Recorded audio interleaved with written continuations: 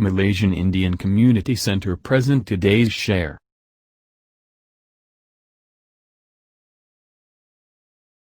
About floods.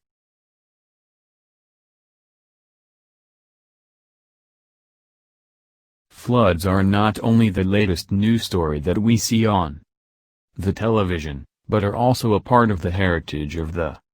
Every culture has mythic stories of the ancient times when deluges covered the whole earth as a divine punishment.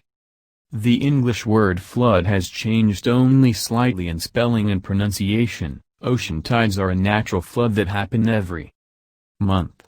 Floods in general may be considered the most natural of all natural disasters.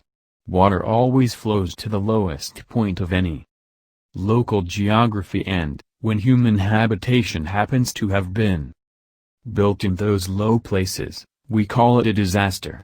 Perhaps flooding pinpoints a significant characteristic about human behavior. We like living near water, and are willing to pay the price of an occasional disruption in our lives in order to enjoy the benefits of living on the seashore or on the banks of a river. Commerce often depends on easy access to navigable waters, but such infrastructure can easily and rapidly be overwhelmed by floodwaters. The ocean can flood the shore, a river can overflow its banks. A lake can rise beyond its normal boundaries, or the man-made barriers holding back any of these bodies of water can collapse and allow flooding to occur. Even tunnels and transport networks can be affected.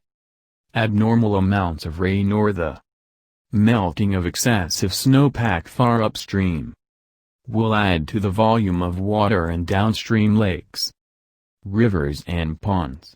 The effect on those of us who live and work in those areas depends a great deal on the preventive measures we will have taken beforehand.